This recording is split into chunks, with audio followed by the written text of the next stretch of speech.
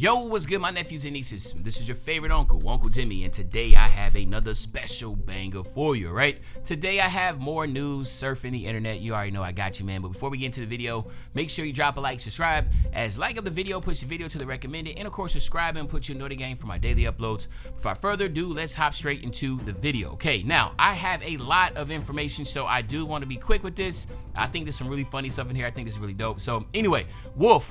Again, we know who Wolf is. He's one of the devs. He is the one that's responsible for the builder, you know, the animations, all the like ratings and stuff like that, whatever, of the animation requirements, him and Zach. So he said, for all my 6'10 and up players, lab up Jokic hop shot with rhythm shooting.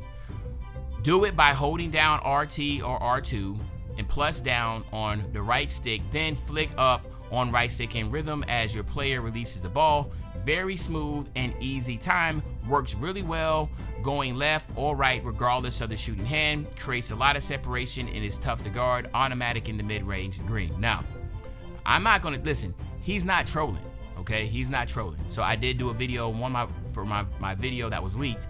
I spoke on the fact that how Jokic and Jamal Murray had some really crazy go-to shots and hop shots. So he's not trolling about that. Murray's is way much faster than Jokic, but Jokic is still really well. You are going to have a little bit of ability and skill to be able to get that little bit of separation initially. But I will say rhythm shooting is going to take some time, but you definitely want to practice it because it gives you a bigger green window, okay? Next, we have my man Solo, right? So Solo tweeted, he said, bro, what is this leaked picture of Cash Out and Enzo rep grind into the top 10, right? And of course, it's like, you know, a big dude with I guess, I don't know what's on his knees and what's on the ground. I do not want to know, but what they're basically saying is that, you know, they're just trolling and joking with each other, but they've been doing this back and forth.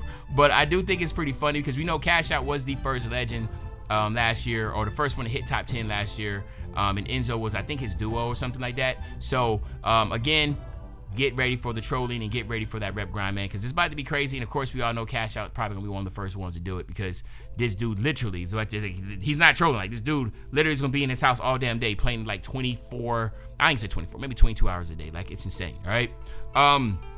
Then we have my homegirl Boom, right? Boom tweeted, she said, complaining about dribbling before the game is actually out is wild. One day you'll learn how the development process works. Okay, so people on the internet has been saying, oh my gosh, like they're already on their patch 5. Like, how are they already on their patch 5 and the game is not even out yet? They're making adjustments based upon the community that was out there testing the game, based upon, you know, the people that were testing the game out a couple months ago. There's a lot of factors that are in there that 2K is making sure they're making adjustments, because when the game comes out, a lot of people are going to complain if their patches and stuff, they're being changed. You make your build and then they make an update and now your build is no longer good. So I ask you this question: would you rather them make all the adjustments now before you make your build, before you play the game, or do you want them to make it afterwards, right? And Boom's just trying to make that point. And again, I think y'all should be really, you know, appreciative that 2K is not trying to throw some crap out there right now. They're really trying to make adjustments as they go, and they're being transparent. The reason why people stay on their 5th patch is because the devs are coming out and said, yeah, we tweaked this, we tweaked that. So again, it's like, do you want them to be transparent or do you want them to be secretive, right? So I think we need to calm down a little bit, because we want transparency. We want to be able to hear and see what's going on before the game comes out. So again, kudos to 2K for being transparent and letting us know. And as far as the community, settle down, man, settle down. You know, I want the best game possible, and I want the least amount of updates when the game comes out. All right. Then this is something that was really crazy, man. The Black Hokage, he just dropped a first documentary, The Rise and Fall of Ronnie 2K. It's a deep dive into gaming most toxic community manager. This is the longest video I've written to date. I really appreciate it if you tap into that. Okay, anyway, so I watched a little bit of the documentary, and I'm not gonna lie to you, I don't know, man. To me, it just seems like there's a lot of people that are just bitter about this. Like, Ronnie is not a dev. And I keep like, Ronnie's not a dev, man. He's just the face of the community. He says things. He does his job well as far as marketing the game and being able to get rappers and entertainers involved, right? But outside of that, like, people gotta like, everybody love Ronnie's the face and Mike Wayne's the face, so they always get like the butt of the jokes. If you didn't see my podcast, my interview with Ronnie, you might want to check it out on the Uncle Demi podcast. That's my little plug. But you'll hear on there, like he says, he's just, you know, he brushes it off because he has nothing to do with the development of the game. He just has everything to do with the marketing. Okay, is he perfect? No, right? Everybody wants to keep on referring about the respecting of the builds, and hey, you can say whatever you want, but that's not the city or that's not the neighborhood or whatever. But regardless, at the end of the day, the man's doing a good job. That's what I say in my opinion. All right. Anyway, keep it moving. Koza.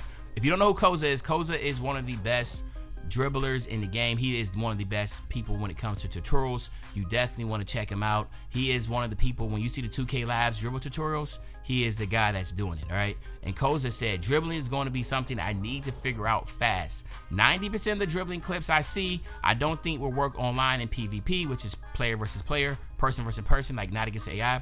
Dribbling looks good, just got to figure out the best way to make it effective as well. And again, like I said, this is going to be a whole new dribble system. So yes, it is going to take time to be able to figure it out. But one thing I say, this is a dynamic system.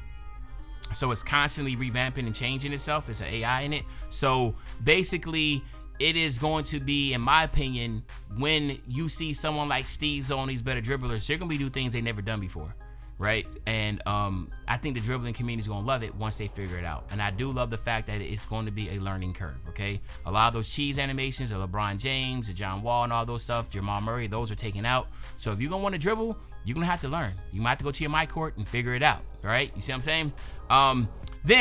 So 2K dropped for Community Day. They dropped the Community Day stuff where I came in second place for the My Team. I'm a park player, but I did the My Team tournament for a logo, right? And I ended up beating, I think, 3 people, and I finally got up against Carlos Story. And not trying to make excuses, but I'm going to be legit and transparent. I ended up, like, my PlayStation was upstairs. We was at the Hall of Fame. So, but the 2 winners, they put us down there to play on the big jumbo screen. And they took my PlayStation, they took it down there, and I thought nothing of it. But then when the game started playing, I was getting crazy lates, like crazy lates. I could not shoot, and Carlos is setting the paint, and I couldn't shoot. Well, after the game, I ended up looking at my settings, and my settings was, well, actually not me, the guy that was playing after me, because they're about to do the 3v3. The 3v3 for Parkside, and he was like, bro, you had your junk on set? You shoot on set? And I said, no, I shoot on I shoot on, y'all know what I'm talking about, not Release, but the other one, Push. I shoot on Push. And he was like, well, it was on set. And I said, yo. So I went over there, I told Evan, I told Stacks, I'm like, bro, like who changed my settings?